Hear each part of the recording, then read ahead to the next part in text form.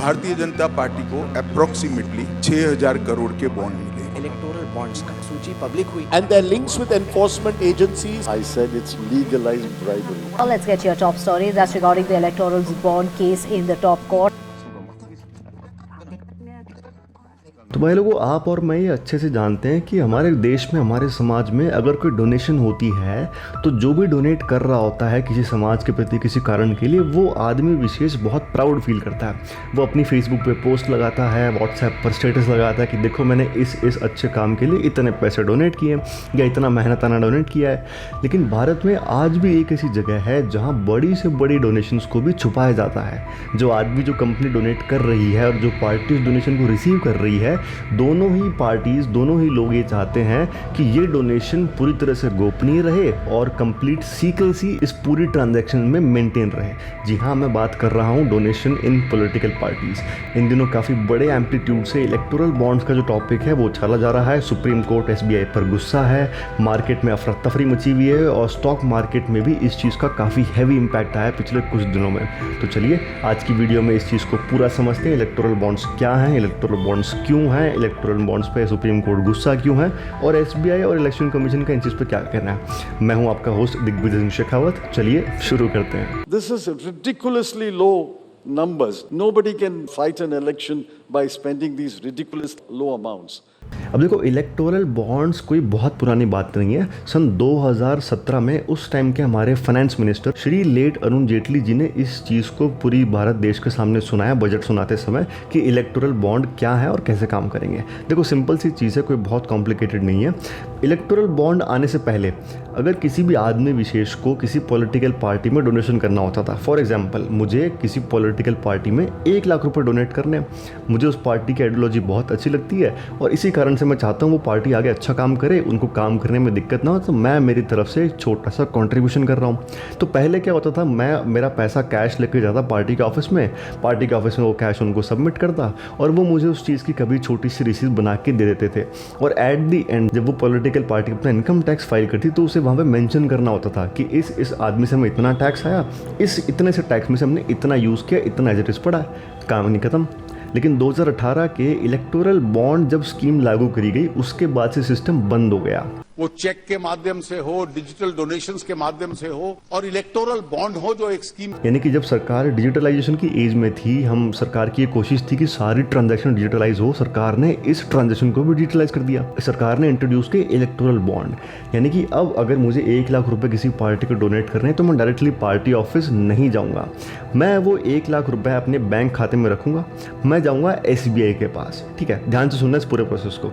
SBI के पास जाऊँगा, SBI को बोलूँगा कि मुझे किसी पॉलिटिकल पार्टी में डोनेशन करनी है तो आप कृपा करके मुझे 1 लाख रुपए के इलेक्टोरल बॉन्ड्स इशू कर दो। तो जब मैं 1 लाख रुपए एसबीआई को दूंगा तो वो मैं कैश नहीं दे सकता एसबीआई को, मुझे कोई digitally form of payment use करना पड़ेगा। मैं चेक यूज़ कर सकता हूँ, मैं डेबिट कार्ड यूज़ कर सकता हूँ, बट मैं कैश यूज़ नहीं कर सकता। तो एक बार मेरे पे 1 लाख रुपए एसबीआई को ट्रांसफर हो गए, एसबीआई मुझे इलेक्टोरल बॉन्ड इशू करेगा और उस बॉन्ड के कागज़ की उस पर डिनोमिनेशन लिखा होगा 1 लाख रुपए। हो सकता है 50,000 के मुझे 2 बॉन्ड मिल जाए, अगर मेरी पसंद हो तो मैं वैसे रिक्वेस्ट करूँगा, लेकिन एट दी एंड मुझे 1 लाख की वैल्यू के इलेक्टोरल बॉन्ड मेरे हाथ में होंगे। अच्छा, उस बॉन्ड में सीक्रेसी मेंटेन रखने के लिए स्टार्टिंग से ही ऐसा सिस्टम है कि ना तो मेरा नाम लिखा होगा और ना ही मैं जिस पार्टी को ये बॉन्ड दे रहा हूँ उस पार्टी का नाम होगा। उस बॉन्ड पे ना तो सेंडर ना ही रिसीवर, दोनों ही पार्टीज़ की कोई डिटेल नहीं होगी। उस बॉन्ड में सिर्फ एक ऐसा नंबर होगा जो दूसरे बॉन्ड से उसको अलग बनाता है, वो होता है उस बॉन्ड का यूनिक कोड नंबर। जैसे भारत के हर करेंसी नोट पे अपना एक यूनिक नंबर होता है, हर चेक पे अपना एक यूनिक नंबर होता है, वैसे ही हर इलेक्टोरल बॉन्ड पे अपना एक यूनिक नंबर होता है। अब वो बॉन्ड लेके मैं चला पॉलिटिकल पार्टी के पास में, मैंने वहाँ पे वो बॉन्ड सबमिट कर दिए, मैंने कोई कैश अभी तक यूज़ नहीं किया और वो बॉन्ड की लिमिट होगी 15 दिन तक की। 15 दिन का टाइम है पॉलिटिकल पार्टी के पास में वो बॉन्ड वापस लेके जाए एसबीआई में और वहाँ से को वो 1 लाख रुपये मिलेगा जो मैंने एसबीआई को दिया था स्टार्टिंग में। मतलब पूरी चीज़ की आपने देखा सीक्रेसी मेंटेन हो गई। कैश इक्वेशन से बाहर हो गया, कैश में आप कोई डोनेशन कर नहीं सकते, और सारी चीज़ का डेटा सिर्फ एसबीआई के पास होगा और इलेक्शन कमीशन के पास होगा। इसके बाहर किसी के पास कोई डेटा नहीं होगा कि किस आदमी ने, किस ऑर्गेनाइजेशन ने कौन सी पार्टी को कितना डोनेशन किया। 2018 से जब से बिल लागू हुआ था तब से सारी डोनेशन पार्टीज की इसी फॉर्म में हो रही हैं। अब ऊपर से देखने में ये चीज़ सही दिखती है कि ठीक है, आप किसी पॉलिटिकल पार्टी को सपोर्ट कर रहे हो, आपको प्रचार प्रसार करने की ज़रूरत नहीं है, और क्योंकि अब ये कैश भी बाहर हो गया है तो एक तरह से हमने डिजिटलाइजेशन को प्रमोट किया है। लेकिन जैसे ही ये स्कीम बाहर आई थी, ये स्कीम लागू करी गई थी गवर्नमेंट द्वारा, कुछ ऑर्गेनाइजेशन ने इसके खिलाफ एक याचिका दायर की थी सुप्रीम कोर्ट में, और इस स्कीम के लागू होने के 6 महीने बाद ही सुप्रीम कोर्ट ने इस पर ऑब्जेक्शन लगाने चालू कर दिए। और लगाते हम आते हैं फरवरी का महीना सन 2024, जब सुप्रीम कोर्ट ने डायरेक्टली एसबीआई से पूछ लिया कि भाई साहब इलेक्टोरल बॉन्ड का मसला क्या है, क्योंकि सुप्रीम कोर्ट के अकॉर्डिंग ये पूरी चीज़ एक अनकॉन्स्टिट्यूशनल एक्ट है, मतलब एक असंवैधानिक तरीका है डोनेशंस करने का। क्यों? क्योंकि चीज़ों को गोपनीय रखना कभी भी हमारे संविधान में अलाउ नहीं किया था। हमारे पास राइट टू फ्रीडम है।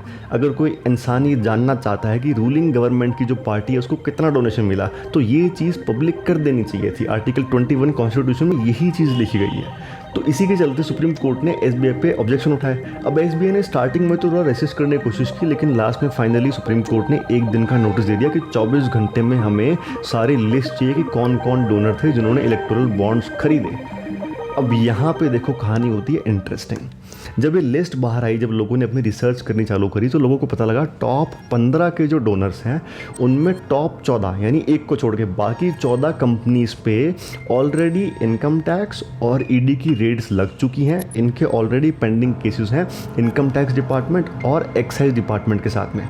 और बहुतों में अगर आप थोड़ी स्टडी करेंगे आपको पता लगेगा कि इनकी इनकम टैक्स की रेड हुई है 1 या 2 हफ्ते या फिर कुछ चंद हफ्तों के अंदर इन्होंने इलेक्टोरल बॉन्ड बड़ी मात्रा में खरीदे हैं। अब हालांकि अभी भी ये भी नहीं पता लगाया गया है कि इलेक्टोरल बॉन्ड अगर खरीदे हैं तो वो कौन सी पार्टी को गए हैं। हो सकता है वो कांग्रेस को गए हैं, हो सकता है वो टीएमसी को गए हैं, हो सकता है वो बीजेपी को गए हों, बट स्टिल ये एक कोरिलेशन नहीं है, ये सिर्फ एक कोइंसिडेंस नहीं है। सारी अगर आप चीज़ को एनालाइज करेंगे, सबको लाइन बाय लाइन बिठाएंगे, तो आपको बहुत सी जगह ये लगेगा कि एक हफ्ते के अंदर कोई बड़ी प्रोजेक्ट आ रही है जिसमें उस कंपनी ने पार्टिसिपेट किया है, एक हफ्ते बाद उसी कंपनी ने प्रॉफिट नहीं होते हुए भी इलेक्टोरल बॉन्ड्स खरीदे बड़ी क्वांटिटी में। सोच के देखो, आपकी जेब में पैसा नहीं लेकिन आपकी जेब में चंदे का पैसा है। थोड़ी सी कहानी जो है इंटरेस्ट बना रही है। और इस पूरे केस में इलेक्शन कमीशन की तरफ से भी एक लापरवाही आई है। इलेक्शन कमीशन से जब डेटा मांगा गया तो वो तो खुद कहते हैं कि भाई साहब 2018 से 19 यानी पहले साल का तो डेटा हमारे पास है ही नहीं। वो खुद सुप्रीम कोर्ट से बोलते हैं कि भाई साहब आपको जब एसबीआई डेटा दे दो तो हमें भी देना, हम भी हमारी फाइल मेंटेन कर लेंगे।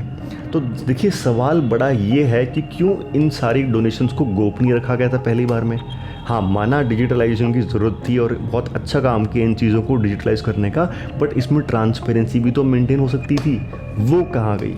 जब हर आम इंसान को जानने का अधिकार है कि सरकार का कौन सा पैसा कहाँ कैसे गया, तब ये चीज़ क्यों आम लोगों से छुपाई गई? और अगर आप लिस्ट देखोगे इलेक्टोरल बॉन्ड्स की तो आपको कोई बड़ी कंपनी सिर्फ 1 या 2 आप जान पाओगे। फॉर एग्जांपल वेदांता हो गई और कुछ स्पोर्ट्स बेटिंग कंपनीज़ हैं। बाकी शेल कंपनीज़ के ऐसे ऐसे नाम हैं जो आपने मैंने सुने भी नहीं है। उन कंपनीज़ की अगर आप फाइल्स देखो तो वहाँ प्रॉफिट रजिस्टर है ही नहीं। उनके पास प्रॉफिट 1 रुपये भी नहीं, लेकिन उन्होंने 50-50 करोड़ के इलेक्टोरल बॉन्ड्स खरीद के पार्टीज को डोनेशन भी दिया है। तो यहाँ जो है कहानी थोड़ी सी गड़बड़ हो जाती है, थोड़ा सा जो है शक इन पे उठता है। अब देखते हैं, आने वाला वक्त ही बताएगा कि कौन सा इलेक्टोरल बॉन्ड जो है वो किस पार्टी को दिया गया था। सुप्रीम कोर्ट जो है पूरी कोशिश कर रहा है इस मैटर को पूरा सुलझाने की कि इलेक्टोरल बॉन्ड्स क्यों बनाए गए थे जबकि ये पूरी चीज़ अनकॉन्स्टिट्यूशनल थी। कोई भी इस चीज़ पर अपडेट आती है मैं आपको ज़रूर पोस्ट करूँगा। Follow you for more. जय हिंद।